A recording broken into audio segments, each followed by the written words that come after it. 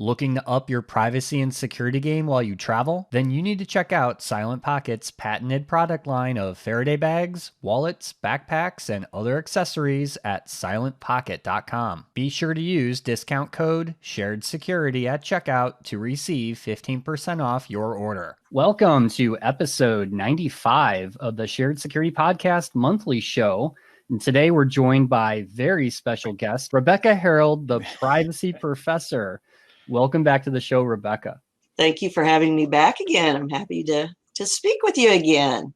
Yeah, we're glad to catch up on things. And I think I just mentioned to you, you were back on episode 71, which was way back in January of 2018. So it has been a while. Yes. Well, a lot's gone on during that time, hasn't it? I'm sure nothing with privacy has changed in 2 years. Right. Nothing but everything, it seems. Yep. So what have you been up to the last couple of years? I know you've been busy you've got your own podcast, and I know you've got your own business. And what have you been up to? Yeah. So, well, I've been doing some really interesting work since September of 2018, why I started as part of the Nist privacy framework development team. So I'm still a part of that team. So that's had a lot of my time dedicated to it. I'm really excited for it. We've had a lot of great key stakeholders throughout many different industries who have been reviewing and giving us feedback on the outline, on the drafts, on the preliminary. So that's going to be coming out sometime in 2020. And besides that, I've been doing a keynote, like just this year in 2019, I've done one keynote 4 times, and I did it 3 times before. I keep updating it every time, of course, but I talk about how information security folks should not have data blinders on, because that can actually lead to more privacy breaches. And the gist of it generally is that we have so many new types of smart devices, IoT devices, employee-owned devices, that oftentimes you have within your digital ecosystem a lot of devices and a lot of data that's being brought in and being sucked out of your ecosystem that the data security folks don't even realize. So that's been a really popular one. I have a few countries that want me to give it next year too. I was just in Luxembourg at the end of October giving that talk to what was really a great diverse group of folks, a lot of CEOs from financial organizations throughout Europe. So I loved it. It was it's really fun to give a talk in front of folks who don't come from an information security or privacy background, as I'm sure you know, because oftentimes they listen with different perspectives, their own, and you get some really great questions. And then you get folks who, are just so surprised at things that we kind of take for granted, right? Like, well, we've known that for years, and then all of a sudden it's brand new to somebody. So are there any examples you could give, Rebecca, that would sort of illustrate that? What kind of things you've been asked most recently that you were surprised by? Well, I started working with IoT research back around 2007, 2008. And I've done a lot of writing, research, talking about it. And by now, it seems to me like, well, everyone should realize that if you have, let's say, an app on your phone that's connected to a smart device, you need to secure it, or somebody might be able to get into it. So I actually give them some descriptions of what I've done and show them some images. And a lot of them were just so shocked to find out, like with your in-home security systems, I said, if you go out, you can use even the free version of Shodan to find open cameras and get right in to see people's rooms and everything. And I was telling them this before the recent news, where it's and I'm Santa Claus. Yeah. But I was telling them this, and I showed them how easy it was to find it. I said, anybody can find an open camera. I told them about finding it here in my neighborhood in Des Moines, Iowa. I said, it was so easy, and that shocked a lot of them. And it shocked them because they don't realize that these devices don't come with security as a default. It's usually security as something you have to actively, knowingly implement. And that was something that they were surprised by. These were a lot of CEOs and VPs. So I loved the fact that I was able to raise their awareness about that particular. Yeah, I find that people generally think if it's available publicly, somebody must have vetted it for security. Yes, yes. Somebody must have, it just seems like a no-brainer, but that's not the way it is. It's often a no-brainer that the people building the devices and the apps just say, it's easier not to build security and privacy. And so it never gets done. Yeah. Good point. One other thing. This was something kind of cool. And I just, I put out a tweet and copied both of you on it too. It was about something that I've done in 2019. After you said that year, my brain is messed up. What year are we in? But anyway, this had to do with being an expert witness. I love being an expert witness for different cases. And I'm seeing cases come now from consumers against organizations who have their personal data. So that's something else that I see emerging. It's not just anymore, businesses who are suing other businesses. Consumers have a raised awareness about privacy. And they're taking I think I've seen action. class actions recently too, right? Yeah. Yes. So I thought that was a really great thing that to see that raised awareness. So hopefully organizations won't think they can just take people's personal data willy-nilly and do whatever they want to with it without some sort of adverse effect as a result. Yeah. Good point. Definitely. Yeah. And I think that's something that's changed me from 2 years ago. I think we had talked about in the previous podcast, GDPR was just starting to come out. Yeah. I think we were just on the cusp of that. Right. Uh-huh. And now we've seen, a whole year or more now with GDPR. And now California has come out with kind of, I think I've heard it called the mini GDPR, right? Right. Just for California. But what are your kind of thoughts on, how that's all evolved, and has that been a positive thing for everyone's privacy? Well, I think there's positives and there's negatives, and we hear a lot of the positives, of course. I think it's good that we're trying to implement a more comprehensive type of privacy law that addresses, the full realm of issues related to the use of personal data and so on. But something that makes the CCPA much different than the GDPR, I noticed, are some of the big loopholes within it.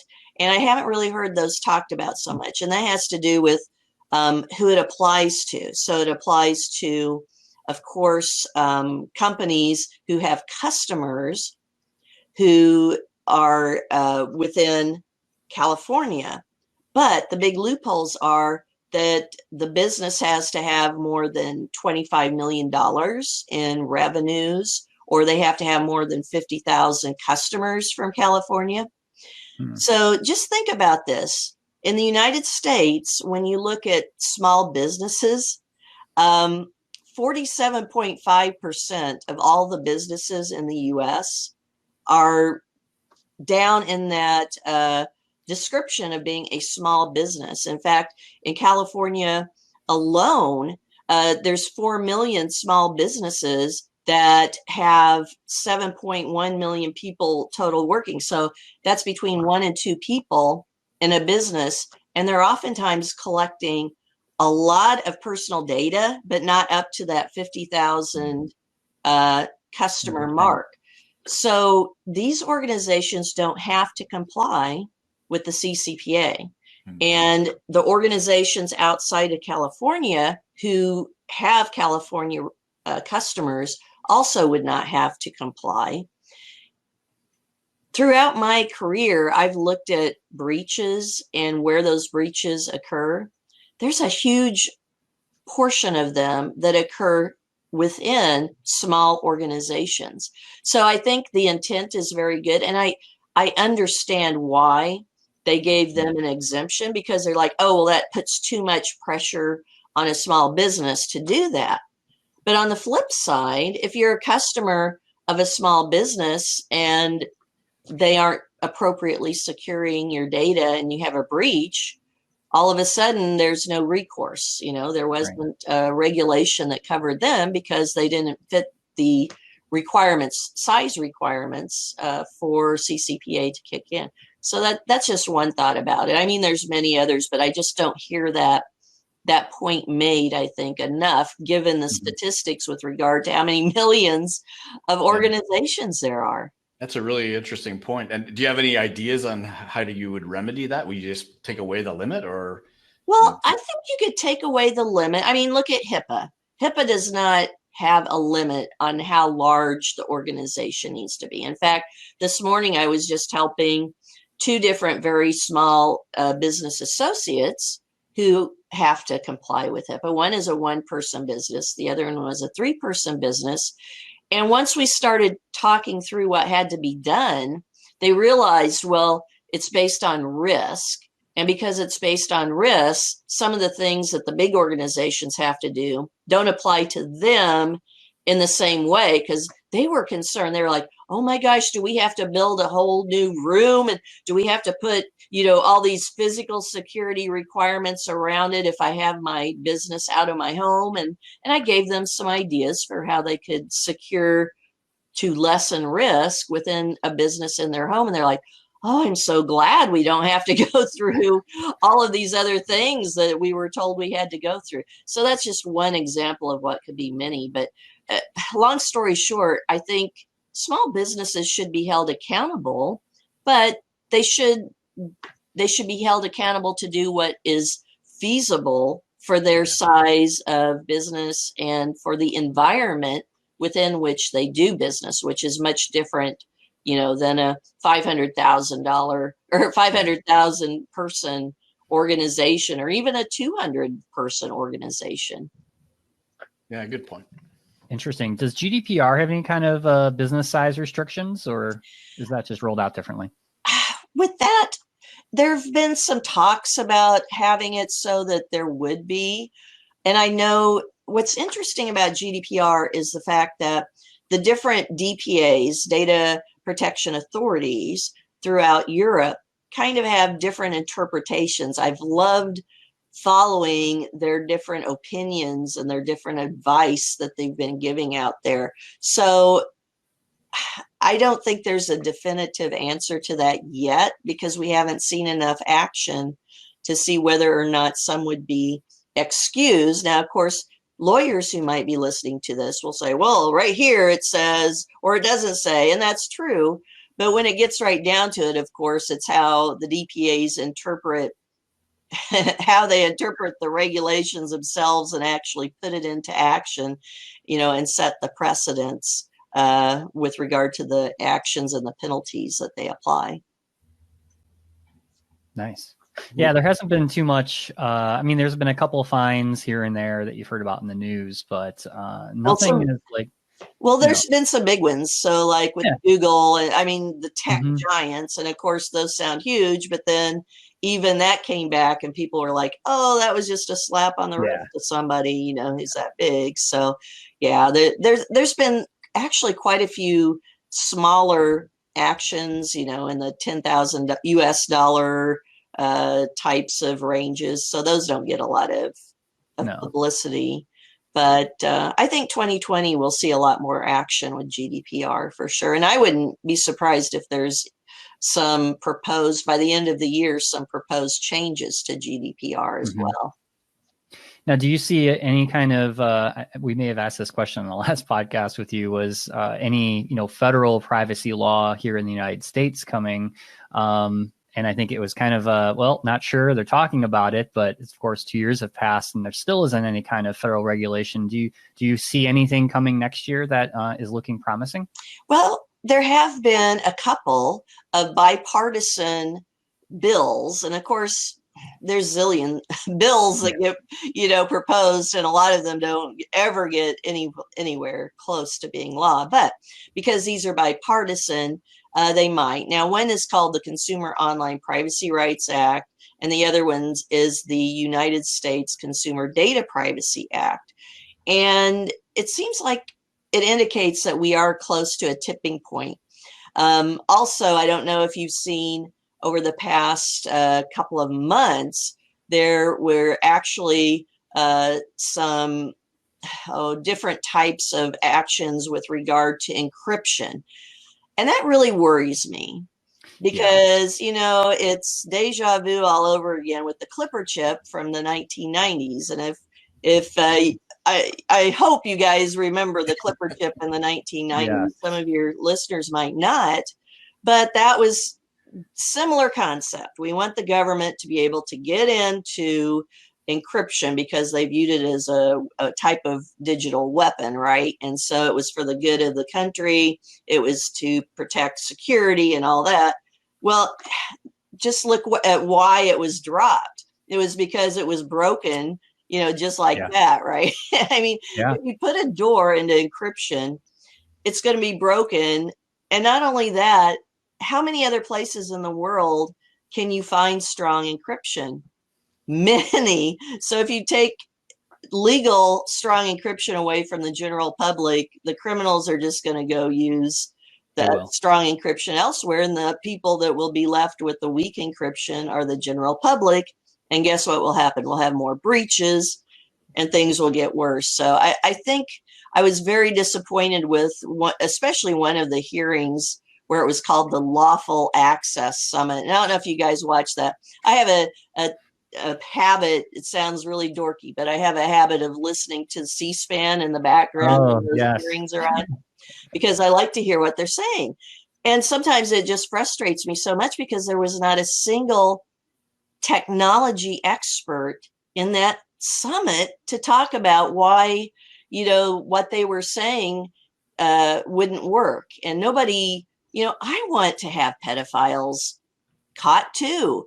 I have children. I have, nieces, nephews, and I taught children for a couple of years when I taught math through 7th through 12th graders. So it's something that nobody wants to catch pedophiles more than me. But if you do that, you're not going to catch more pedophiles. You're just going to lose the trail that you currently have by knowing that you have encryption going back and forth. We need to start doing what government used to do and still do. They need to infiltrate those groups so they have somebody on the inside of the groups, and then that way they can catch the people. That's my personal view. It seems like it's worked in the past. It should continue to work. Go back to fundamentals. Fundamentals. Yeah, some things will always work, right? You can't do all investigations using Google. Yeah, exactly. Yeah, I mean, that's another area that I haven't gotten into yet, but yeah, getting into the dark web, there's some things that you're never going to find that's hidden out there. Yeah. I was also inferring you sometimes have to leave your office to do investigation. Yes. Yeah. And that can be fun, right? Especially with your honey sticks and honey phones and all those things that I know that you've done. And I assume you're still doing those. Oh, yeah. Well, as far as you know. As far as I know. I was thinking, talking about the IoT, I was thinking about you and I was thinking about how you could have some sort of IoT honeypot that you could set up. And there's probably already been some set up, but I was thinking even more fun ways to set up these honeypots for IoT devices. Maybe give them away free or something and see what happens for the people. Yeah, we should do that. That's what I did when Symantec asked me to do the honey stick project for smartphones. Yeah. They wanted me to come up with a use case where we could use their mobile security data or security software. And I'm going, well, if you secure the phones, we're not going to really get a lot of data. So we had to think about a use case where it was really an opportunistic threat. If you don't put a password on your phone, then what happens to it, right? And we can make a really interesting study out of that. And that's not really interesting anymore because no phones let you get by without having a password anymore. But you could, if you had a weak one or something. But you're absolutely right. We should try and think of a use case for a study that would look at IoT. You should give me an idea. You should get together with the guy that does the glitter bomb boxes on I love that YouTube. one. That guy. Yeah, that Yeah. would work. I mean, he's got an IoT device in there that's recording people, opening up Right. packages that they're stealing. Yes, that's a really good idea. I was thinking more along the lines of giving away like in a vendor booth at RSA to Yeah. actual security people and seeing how many of them actually take their new cool IoT device, maybe an IoT Oh, yeah. or something, and then just embarrass them. Yeah. You'd be surprised. but then I don't want to embarrass people, but don't name names, maybe use pseudonyms or That something. actually reminds me of a tweet that you did last year, Rebecca. I'm not sure when that was. Probably it was less than a year ago, I think, about the web keys,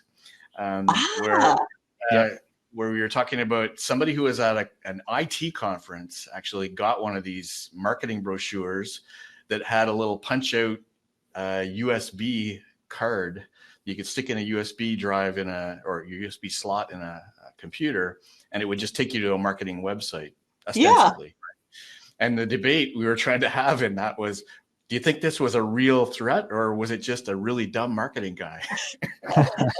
Or both. Yeah. So, yeah. I mean, those are fun experiments. Sometimes the marketing folks and I've worked, nothing against marketing folks. I love marketing folks. We need them, right? But I've worked for enough in the past consulting companies to know sometimes the marketing ideas don't really match up with the product that the company is representing when it comes to security and privacy protections. I can give you a few examples there too. Yeah, that's funny. And now a word from our sponsor, Edgewise Networks. The biggest problem in security that remains unsolved are flat networks in cloud and data centers, with unprotected attack paths that allow threats to move laterally to cause data breaches. But microsegmentation using network addresses is complicated and takes too much time. But there's a better approach: Edgewise Zero Trust Auto Segmentation. Edgewise is impossibly simple microsegmentation, delivering results immediately with a security outcome that's provable. At the core of Edgewise Auto Segmentation is Zero Trust Identity, which allows workloads to communicate only after their software identity has been verified. Malicious or unimproved software is no longer allowed to communicate. Identity-based protection provides more coverage with fewer policies to make Edgewise simple to deploy and manage. No changes to the application or network are required. One solution protects virtual machines and containers in the cloud and on-premises. To stop lateral threat movement and prevent breaches, visit edgewise.net for a demo and to see results within minutes. So what is the one thing I guess you would recommend to our listeners from a privacy perspective as we go into 2020? What's one recommendation that you have for people? Oh my gosh. Well, January 28th is Data Privacy Day, International Data Privacy Day. Mm-hmm. So something that I always recommend to just the general consumer is to, can you still hear me? Oh, yeah. Oh, okay. I'm sorry. I saw a microphone with a slash through it flash up on my screen. Maybe I lost you. So anyway, I always recommend during that month, if you have any apps on your phone, and who doesn't, look at your apps on your phone and go through and see which ones of them have privacy notices. And this sounds like such a boring thing to do, right? But do it. People who had originally thought that this is a boring thing to do get really mad or angry or surprised when they look at the privacy notice and all of a sudden they're like, it says that they're giving my data to this type of research company or to that type of organization. How do I get them to stop? And I said, well, you could uninstall your app or contact them. So here's the second thing. First, see who your data is being provided to. But then second, see if they even tell you how to get in touch with them.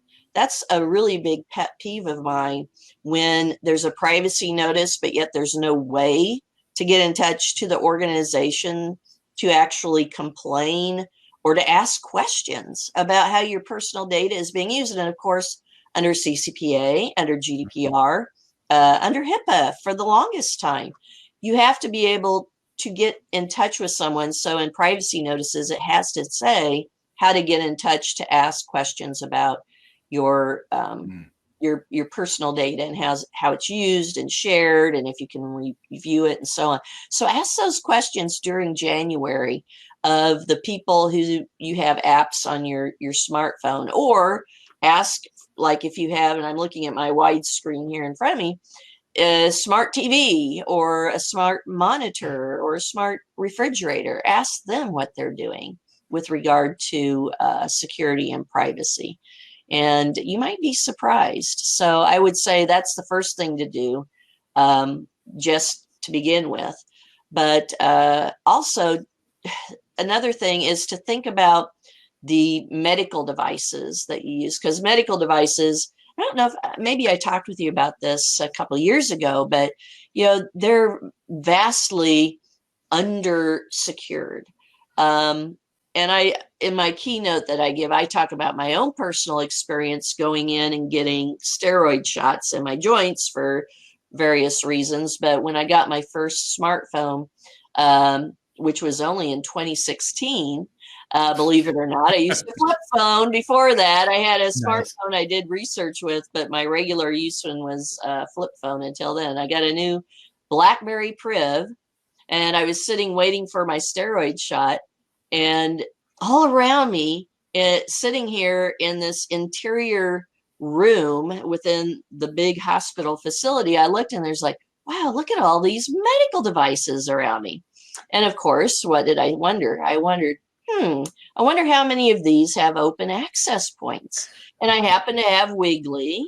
Some of you've probably heard of Wiggly. Mm-hmm. So I had Wiggly on there, took it out. I found over a dozen medical devices, no password, authentication, nothing, that were open. If I had been malicious, I could have gotten into them. And I saw that they were attached to the hospital network.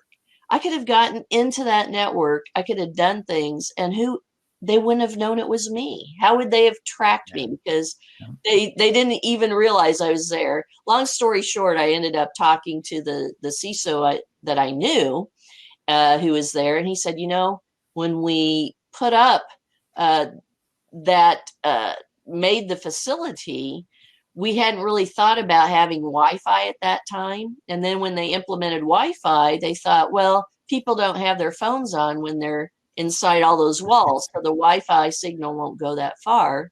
Of course, now everybody's got their phone, right? So he was like, I guess we better add that to the risk assessment. So long story short, if you or a loved one, family member, friend have a medical device, just ask your doctor if they are aware of the security vulnerabilities and know how to help improve upon them, because that would be good to do as well. That gave me a really good idea for a PSA that we should do. Like all those drug commercials at the very end. Talk to your doctor. Yes, please talk to your doctor. Your digital health actually can impact your personal health. I mean, just think about it though. Like I told the doctor who came in, I said, if I had been malicious, I could have changed the settings on those medical devices, moved the decimal point just one place over to the left or right. I could have, if you were a terrorist, where would you go to actually hurt people and kill people? And who would even know? What the doctors wouldn't think about it being a cyber attack, because the people were sick anyway, right? They would just think, what's going on with these people now? They're getting sicker or they're dying. By the time they figured out it might be through the medical devices, how many people could you have hurt? So I don't know. It seems like it's a really huge weakness in our homeland, homeland security environment. Interesting. So I have a question for you, Rebecca. Oh, what's your favorite book these days? My favorite book? Oh, that's a tough one, because I get so many books and I never read any of them.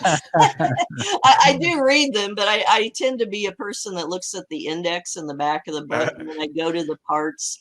So I haven't read a fiction book for a long time. I don't either. I usually listen to audiobooks. I do too. And podcasts. So maybe what's your favorite podcast? Well, of course, the Shared Security podcast, right up there with Data Security and Privacy with the Privacy Professor. But actually, with regard to books, no, I love reading. I love fiction. I'd actually like to go back and revisit all of my different types of Mark Twain books. I haven't read those for such a long time. I love them. So, and then Little Women's out. I haven't read Little Women since I was in junior high, but I think it's time to read it with fresh perspective. So it could be more. Yeah, some of those old ones are actually pretty prescient. They are. Well, when you're 11 years old and the world's ahead of you, you read them with a different interpretation than when you're getting, at the end of your life and you're looking back and thinking, oh my gosh, why didn't I recognize these things? And there's The Handmaid's Tale and all that stuff, right? Oh my gosh, yeah. Yeah. We should really write some fiction because I'm sure you guys too see so many situations that you can make into some really interesting fiction books based on actual facts. Yeah. If we had the time, wouldn't that be great? We had the time. Yeah. I couldn't figure out how Rebecca had the time. In fact, I saw this morning, your textbook on my bookshelf. Which one? It's about this thick. I don't know. It's like building a security awareness program, I think it's called. Oh yeah. Yeah. That I have two different versions of that one, editions, I guess you should say, or I should say, starting in 2020, I think that's when I'm starting on the 3rd edition of HIPAA, because the last edition, I co-wrote that with Kevin Beaver. I think you guys might know Kevin Beaver. He's also an information security professional down out of Atlanta. But anyway, that's another one. Smart Grid Privacy. I have a book on that. In fact, it's really fun. I've learned just 2 weeks ago that there's some universities in the Middle East and Asia that have my Smart Grid Privacy group book that they use in some of their classes over there. So it's like, oh, that's really cool. Yeah. Who would know? Awesome. Yeah. That is cool. So how is, speaking of podcasts, how is your podcast going? Yes, well, it's going great. Right now, I'm right around the 100,000 listener range. And what really surprised me, I love getting all of the different graphic or different statistics about listeners. So out of that 100,000 or so, why I have about half of those are here in the United States, but then I have the other half throughout the world. The first most or the next most number of listeners comes from Russia. Second most is China. Third most is Ireland, which it's like, this is so interesting to me. And then you can actually see the IP address for where they're coming from. And I know you guys can probably see that too. But like in China, the most number of listeners, and I know that IP address doesn't always tell you the exact location, of course, because they're going to be routed through there. But anyway, the location they showed is out in the middle of nowhere in the mountains. And it's like, who is listening to my podcast about data security and privacy out, up north? And who would go to the trouble of putting an anonymous proxy in the middle of those mountains? That's right. Yeah. So it's just fun. That's fascinating. Really fun. Yeah. And that's a monthly show still, right? Yeah, I changed it to monthly. I had it up to every week until last May. And then my youngest son, he's 20 now. He was 19 then. He was going to have some major surgery. So while he was, after he had his surgery or right before, I took off until August so I could take care of him over the summer, which I'm really glad I did. So that was a good time for me to be with him. And then after that, I went to monthly. So yeah, data security and privacy with the privacy professor for any of your listeners out there who want to hear folks talk. Speaking of encryption, earlier I've had Phil Zimmerman was a guest, and I love speaking with him about encryption and PGP and all that. Also, I've had Dr. Eugene Spafford, or Spaff as many know him. He talked about encryption as well. I talk about a lot of different topics. So it's really fun. I'm sure you guys have a lot of fun too doing it. Yeah. Yeah. Did you hear our 100? Which number episode was it, Tom? What had Derek? Was it Derek? No. Jason Street and Kevin Johnson. Yeah, we had our 10-year anniversary episode. Oh, that was it. 10-year anniversary? Yeah, 10 years we've been doing the show. So that was back in August. That was a pretty raucous episode, actually. So yeah, it was about security awareness, and it got pretty heated. It got heated. So yeah. They're because awareness that comes from way back in my roots. Of course, I taught 7th through 12th grade math and computing before I got my master's degree. And then I taught for 9 years at the Norwich University, their master's degree program, as an adjunct professor for 9 years. And 2 of my books, I think one of them is what you mentioned, Scott, is about managing a security and privacy education program.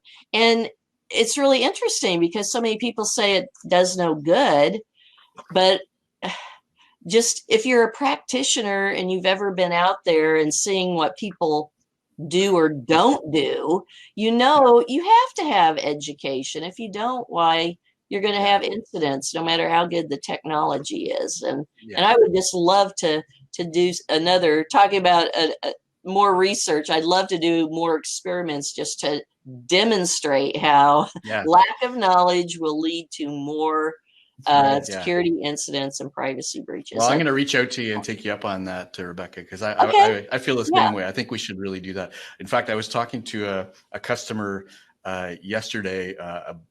As you know, we're building ClickArmor is this gamified security awareness platform, and it's getting some really interesting feedback. And so I was talking to an IT manager who was deploying it in a trial, and I asked him how he found it, and he says it was actually pretty good. He says, I went into it with a bit of a snooty attitude because I know this stuff, right? He says, but I got stuck. Like I failed like the first 2 or 3 questions. He goes, not because I didn't know this stuff, but just because I was rushing through it. I thought I knew it. And he said, it was really interesting because I didn't think of it before, but it's true. Like a lot of us who think we know this stuff kind of don't spend the time analyzing things that we should, even though we do know it. Right.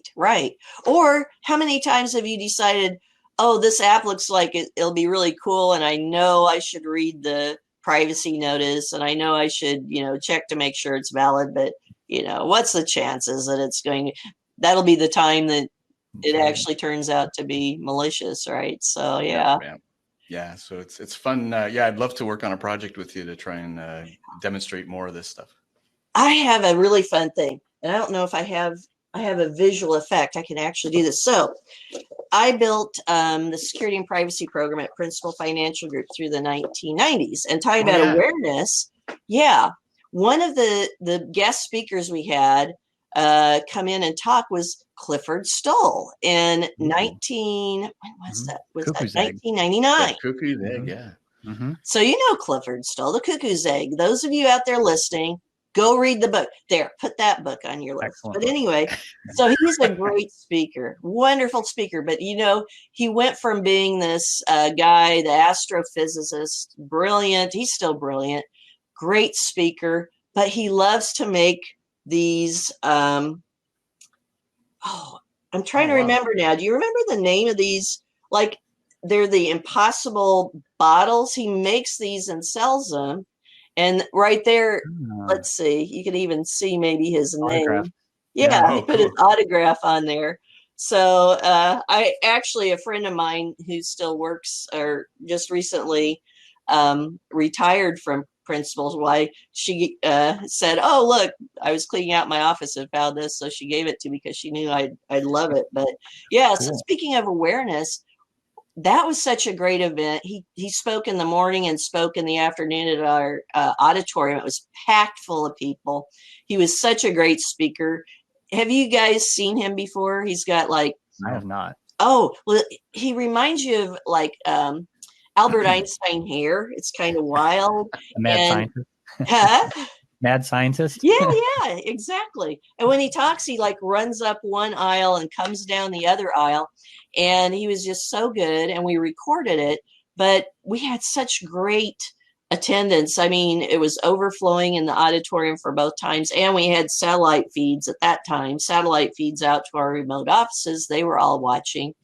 But after that event, we had our website for information security. The number of hits for people coming and actually reading what we had on information security just spiked high, and it stayed high for many months after that. So, these awareness events really do make a difference. Yeah. I mean, people think about things, and that's great. Yeah, I just loved it. Now that you talked about it, I'm going to have to put water in there and see what happens. Awesome. So anything you have upcoming that you like to plug on the podcast? Oh, sure. Well, like I said, we're finishing up the privacy framework. So I hope everyone goes out to nist.gov /privacy-framework. You can see what's going on there. I'll have a few things going on in 2022. Or 2020 also. My oldest son's 22. He's got a computer science degree. So I'm going to have him. Has a small farm in Missouri. And I grew up and we were on a farm all the time they were growing up. But I'm going to have him start doing things for me as well for my business because he's really good at coding and everything else. So who can you trust more than your own brilliant son who makes straight A's and just is just more brilliant than I ever could imagine being. So is my younger son too.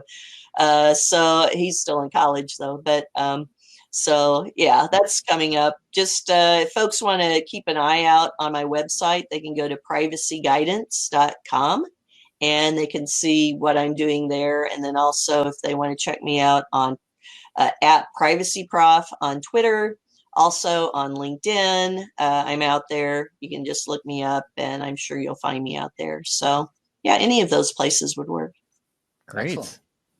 Awesome. Well, it's been a pleasure again having you on the show. Oh, thank you. It's been always fun talking with you. Yeah. There's Cliff. Oh, there he is. Okay. Yes. See, look at his hair. Yes.